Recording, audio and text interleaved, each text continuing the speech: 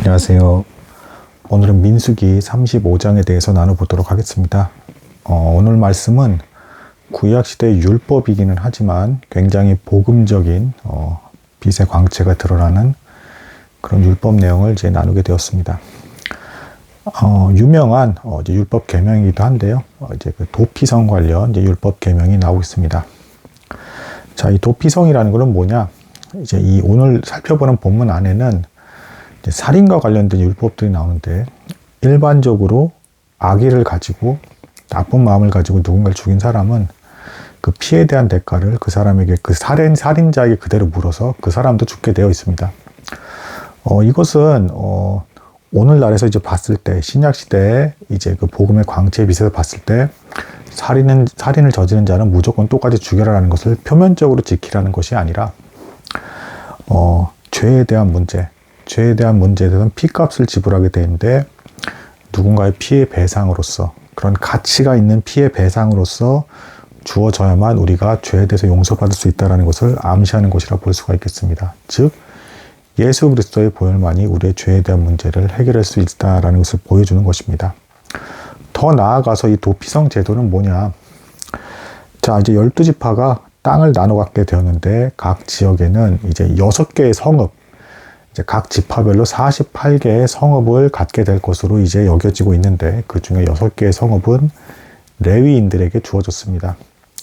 자, 이제 약속의 땅에 들어가게 되면 이제 더 이상 광야 시대처럼 중앙에 이제 하나님의 법궤와 이제 그 12변의 12지파가 둘러싸고 있는 이런 형태의 진영을 갖추면서 이동하지는 않을 것입니다. 약속의 땅에 들어가게 되면 지파별로 다 나뉘어서 각자 분포하게 될 것이고, 그 나뉘어진 땅에 레위 지파들이 적절히 균등 분배가 돼서 도피성이라는 곳에 각 지파별로 6개의 성읍에 레위인들이 위치하게 되는 것입니다. 이 도피성에 부지불식 간의 실수로 사람을 죽인 죄를 저지른 사람이 도피할 수가 있는 것입니다. 그래서 이제 도피성이라는 이름을 갖고 있습니다. 예를 들면 이제 도끼로서 이제 나무를 쳐서 이제 장작을 얻으려고 하는데, 이 도끼를 휘두르다가 이 날이 빠져버려서 누군가가 맞아서 죽었다라고 한다 그러면, 이거는 절대 계획적인 살인이 날 수 있고, 실수에서 벌어진 전혀 우발적인 예상치도 못할 그런 살인이 벌어진 것이 되겠죠. 이런 경우에 대해서 이제 도피성으로 피신하는 것입니다. 이 도피성에 피신해야 되는 이유는 죽은 사람의 이제 가족들이 원수 갚음을 하기 위해서 피값을 물을 수가 있기 때문에, 당신도 죽으시오라는 것을 요구할 수가 있기 때문에 피하는 것입니다.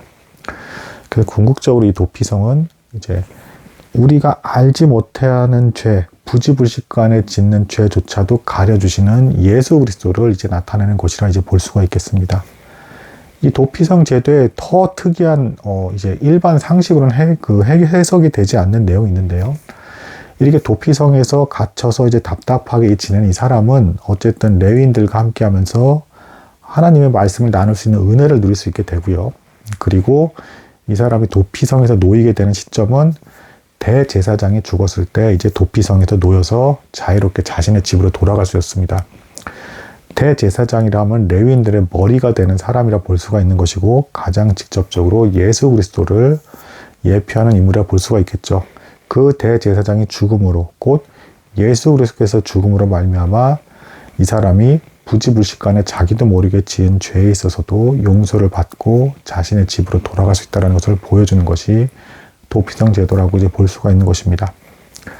자, 그리고 이제 오늘 본문에 보면은 사실은 레위인들은 그래서 따로 어떤 지파로서 분리된 땅을 한꺼번에 모여서 갖지 못하게 되었는데, 사실은 이것은 야곱이 이제 그 12 아들들을 이제 예언하면서 축복을 할 때, 레위인에 대해서는 내가 너희를 이제 이스라엘 각 지역에 흩어버리겠다라는 저주의 말을 줍니다. 그 저주의 말을 준 이유는 창세기 내용에서 기억하실지 모르겠어요.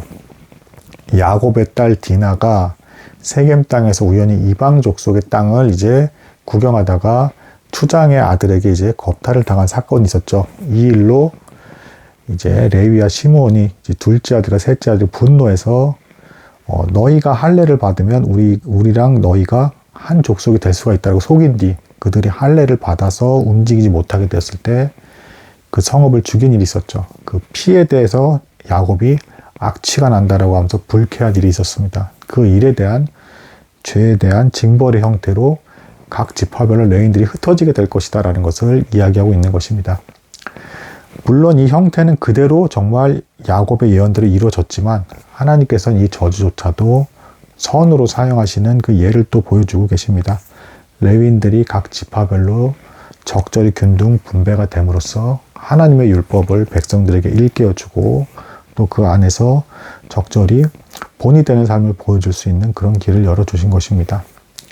따라서 오늘 이제 보는 이 본문을 통해서 예수 그리스도께서는 어떤 살인죄 그리고 우리가 부지불식간에 알 수 없는 그런 죄들 그리고 계획적으로 지은 죄들까지 다 포함을 해서 이 모든 것에 대해서 스스로의 피값으로서 은혜로서 우리를 용서해 주시고 하나님께 나아갈 수 있는 길을 열어주셨다라고 이제 보여지는 본문이 될 수가 있을 것이고 또한 부수적으로는 레위인에게 이루어진 이 일은